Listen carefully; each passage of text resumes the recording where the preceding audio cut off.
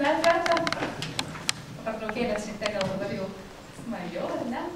Supažinom vieni su kitais labiau, pabendravome neformaliai. Tai aš tada leidęs pratęsiu, tiesiog trumpai pristatysiu moterų federacijos dalykus. Remiame šią konferenciją ir to pačiu norime atgaivinti savo veiklą, kuri buvo šiek tiek sustojusi. Noriu pasakoti trumpai. Tai labiau galbūt tarptautinė veikla, nes Lietuvoje pastaruoju metu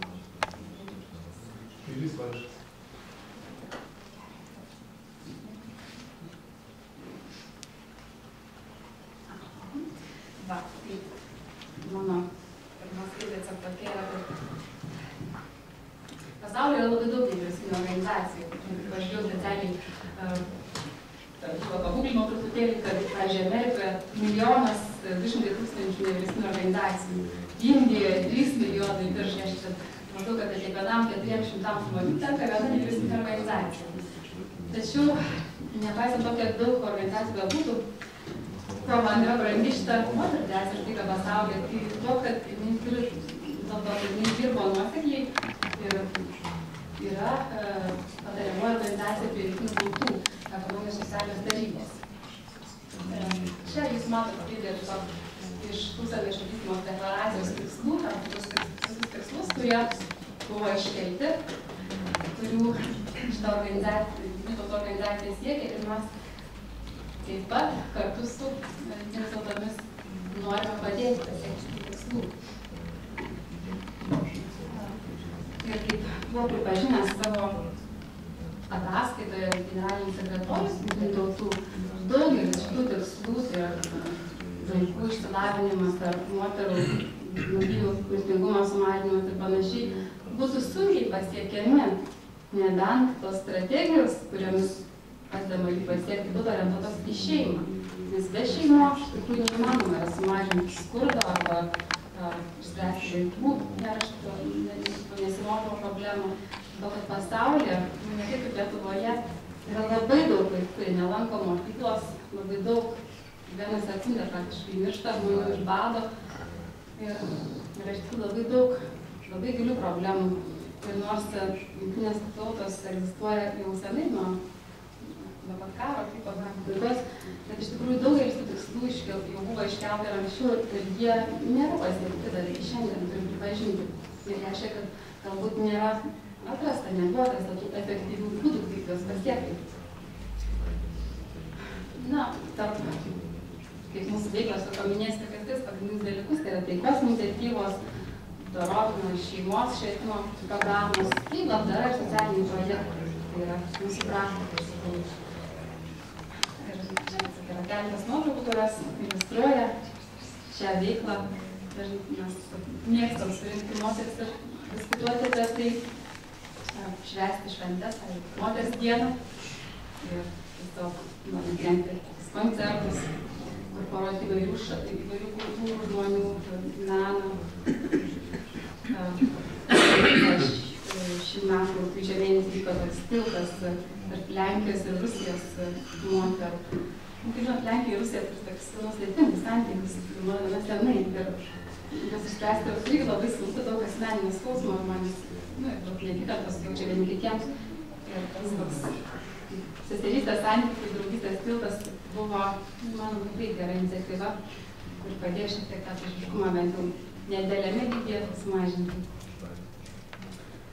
Taip pat, čia Ukrainos, kaiminių valstybių moterų federacijos skyriai dalyvauja taip pat įvairioje veikloje, komisijos dėl moterų padėties sesijose. Taip pat Rusija, čia tam tikra veikla, šitą koncertai, šeimos dienai paminėti. Jungtinės tautos paskelbė yra gegužės 15-ąją šeimos diena. Tai tokia šventė, aišku, galėtų minima taip pat ir pas mus. Taip pat, mokytojų diena. Dažniausiai, kaip žinom, moteris yra mokytojas, užtat yra prasminga moterų federacijai taip pat paminėti ir mokytojų dieną. Ir iš tikrųjų, aš čia parašiau trumpai savo tą medžiagą, kurią įdėjau taip pat, tą laišką įdėjau jums į medžiagą, kurią jūs gausite kaip visais konferencija, mes paruošėm tam tikrą tinklėlį tokį, nes pagalvojom, kad jie čia žies prie popieriai, kad dabar čia niekas jas susipažins su jais po to, kai šitą namo. Ir tiesiog tame savo laiške aš taip irgi paminėjus pagrindinius dalykus, kad moterų federacija už taiką pasaulyje tikrai supranta tą taiką ne vien tik tai kaip globalinį dalyką, kaip reikalą, kuriame tai dalyvauja keleto valstybių vadovai ir jie sustarė ir būna taika tada, taip. Iš tikrųjų, tai tas yra procesas, kuriame dalyvauja kiekvienas iš mūsų. Ir ta taika, jinai tiesiog neįmanoma yra be to, kad mes pasieksim ją savyje ir savo šeimoje. Mes tik suvaldę mažus konfliktus patys savyje, tiesiog pirmiausia prieštaravimus įveikia ir sugebėję suvaldyti savo pyktį ir neigiamas emocijas, sugebėdami nekonfliktuoti savo artimoje aplinkoje, tada mes galime eiti kažkokią tai plačią aplinką ir spręsti tarptautinius konfliktus. Taigi, ir tas motinos vaidmuo, moters kaip motinos vaidmuo yra labai svarbus. Niekas neneigia, kad šeimoje mama, jinai iš tikrųjų yra tas žmogus, kuris perduoda vaikams vertybės ir augindamas savo pačios 3 vaikus, aš tikrai suprantu, kad tėtis dažniausiai būna darbe arba būna raštijėlis. Taip jau kažkaip vyksta. Ir tas žmogus, kuris išgirsta visus ten laikų rūpesčius, jų problemas ir panašiai, tenka jas išklausyti, tai yra mama. Ir niekas neneigia, kad mama turi didelę rolę šeimoje. Bet iš tikrųjų moteris, kaip su tom savo motiniškom savybėm, gebėjimu išklausyti, suprasti, jinai gali atnešti tokią pačią svarbą ir visam pasauliui, kur jinai gali veikti pasaulyje kaip motina taip pat. Ne tik savo vaikams, bet ir kitiems vaikams, kitų šeimų vaikams. Ir tos savybės yra labai būtinos, nes iki šiol mes suprantam, kad karus dažniausiai kariauja vyrai iš tikrųjų. Moterims tie karai visai nėra reikalingi, jos tikrai norės visai ko kito. Tiesiog jų balsas iki šiol nebuvo išgirstas. Nebūdavo išgirstas, nors aišku, yra įgrūdimas vis labiau ir labiau. Ir mes taip ir stengiamės, kad taip pat suteikti moteriam tam tikrą jėgą, kad jų balsas būtų išgirstas, kad jos norėtų kalbėti ne tik savo šeimoje, bet taip pat ir viešai, kad jos norėtų dalyvauti socialinėme ir politinėme gyvenime.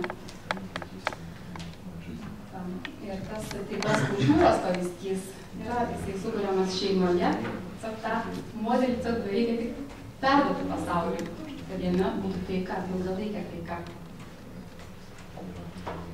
Tai toks mano trumpas pristatymas. Manau, labai gerai pamokus, dėl to, kad mes nepadarė daug veiklos, bet noriu ją padaryti. Ir dabar aš tiesiog norėsiu pakviesti ponę Jolantą Liutkevičienę, kuri yra atvažiavusi iš Kauno, yra asociacijos Šviesos kampelis vadovė. Ir mums papasakos apie šeimą kaip vaikų brandinimo laboratoriją.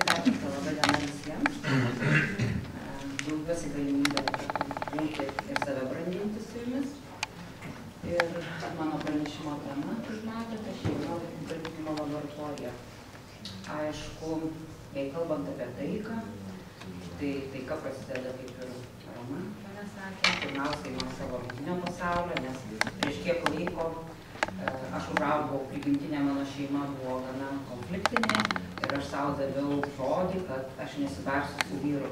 Ir tik tada, kada man nepatiko tas vaizdelis, kurį mes įgyvenome, pradėjau ieškoti atsakymų, kas čia vyksta ir supratau, kad aš kariavau visą laiką savo mintyse, savo viduje.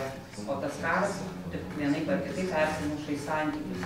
Ir tai šventa tiesa, kad mes tėvai turime mokytis pirmiausiai turtinti save ir sužinoti vyro priedermę, moters priedermę, mamos priedermę ir tik per sužinojimą, kaip sakoma, tiesa, mus išlaisvina. Tai tik tokiu būdu mes galėsime suprasti ir pažinti vaikus, nuskaityti, kas per vaikas atėjo, su kokiais iššūkiais, su kokiu pašaukimu, nes kiekvienas vaikas yra genijus, tik tai kaip Janušas Korčikas sako, mes tos genijus nužudome arba užslopiname.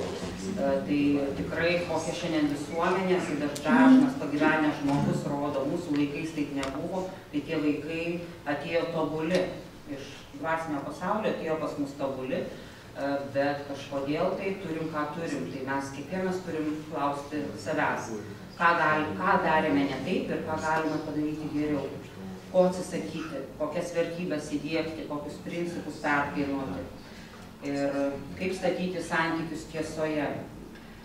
Kad tėvai tai yra patys pirmieji pedagogai, kurie pasitinka vaikus. Geresni ar prastesni, tai čia klausimas gali būti atviras, taip pat kaip ir profesionalūs pedagogai, vieni yra amatininkai, kiti yra iš pašaukimo dirbantis. Vaikai tiesiog papuola į tokią aplinką ir arba jiem lengva save atskleisti, atradinėti, arba tiesiog jie turi didelių sunkumų. Ir kaip mes žinome, iš Lietuvoje per metus išeina iš gyvenimo 2 klasės vaikų. Tai tikrai jie nepajunta čia taikos, ramybės, meilės, mūsų susitelkimo, nes jie tarp žmonių neranda žmonių. Tai mūsų tikrai didžiausia, aktualiausia yra uždaviniai. Ir kodėl mes nemokame bendrauti, kodėl mes nemokame suprasti vaikų, todėl kad mūsų tėvai, senoliai gyveno karo, nesaugaus pokario laikai, sovietmečių, kada reikėjo vieną kalbėti, trečią galvoti, ketvirtą veikti ir taip toliau. Tiesiog negalėjo būti savimi, negalėjo naudotis 5 laisvėmis, matyti, sakyti, veikti, būti savimi. Tiesiog turėjo, kad galėtų išlikti, turėjo prisitaikyti prie tos kasdienybės ir meluoti patys savo ir kitiem. Mūsų ląstelėse šita atmintis išlikusi ir šiandien dar labai daug turime darbo su bendravimo įgūdžiais, su emociniu raštingumu, nes jausmų nėra blogų, yra tik tai išraiškos formos netinkamos. Bet piktą žmogų irgi mes galime suprasti, galime apsukti į ramybę, meilę, šviesą, pagarbą ir iš tikrųjų jo pyktis transformuosis į labai tinkamus sprendimus. Bet jei mes sakome nepyk, neliūdėk ir visų kitų šaltesnių jausmų neišjaus, tai iš to kaupiasi problemos. Žmogus griūna iš vidaus. Tada reikia kažkokių ar svaigalų, ar tai raminančių vaistų, ar dar kažko, kad galėtų gyventi tiesiog, nes jis negali būti savimi. Kaip gamtoje mes matome, visko žmogus gali mokytis iš gamtos. Gamtoje matome ir audras, ir liūtis, ir visokius škvalus, ir viską, ir visko reikia gamtai. Taip lygiai tas pats ir mūsų kūnuose, mes visokius periodus išgyvename. Tik svarbu, kaip mūsų aplinka ar priema ar nepriema, ar mes patys save priemam, ar mes paskui užtaisome žaizdas, kurias padarome kitiem, tai leiskim pykčio kažkokiam priepuoliui, nes visko išmokti staiga neįmanoma. Mes meistrais galime tapti visose šitose srityse, ir bendravime, ir emociniam raštingume, bet reikia treniruotis. Kol mes treniruojamės, tai mes darome klaidas. Ir nerodykim vieni kitų klaidas pirštu. Tiesiog pasistengime suprasti, pasistengime išlikti pagarbiam santykyje. Dažnai tenka mums kaip organizacijai Šviesos skandalis tarpininkauti tarp mokyklos ir šeimos, ginant vaiko interesus. Ir ką aš pastebiu, kad mokykla rodo pirštu į šeimą, šeima rodo pirštu į mokyklos tam tikras silpnybes. Ir kur tas kelelis veda? Aš dažnai tada teikiu tam tikrus pasiūlymus ir klausimus. Sakau, bet jei vaikas ateina iš šeimos, kur skurdas, kur negali duoti pavalgyti, kažkiek nepritekliai juos slegia, tai mokykla pamaitina vaiką. Bet jei ateina su emociniu alkiu, su dvasiniu alkiu, tai mokykla sako, čia ne mūsų reikalas, čia viskas iš šeimos ateina. Tai kadangi ačiū Lietuvos tėvų forumui ir pas mus yra Lietuvos tėvų forumo pirmininkas Audrius Morauskas, pakvietė mane vesti saviugdos klubų Lietuvoje, mokyklose, kur telkėsi pedagogai, tėvai ir vyresnių klasių mokiniai. Ir iš tų situacijų visų labai matau aišku vaizdelį, kad tikrai šitos šalis tarpusavyje nesikalba, net bijo būti atviri vieni kitiems. Tai ar tai taika, ar tai gera vaikui, o jei iš tikrųjų keliami klausimai, tai tiesiog kėlėjas klausimų būna priimamas kaip konfliktinė asmenybė. Tai koks yra žemas iš tikrųjų mūsų bendravimo lygis dar. Kad mes daugiau pripratę esame monologų, nes švietimas irgi kol kas dar labai praktikuoja monologo iš tikrųjų perdavimo praktikas, o ne dialogą, ne susitarimus, ne kažkokias kūrybinės dirbtuvės. Tai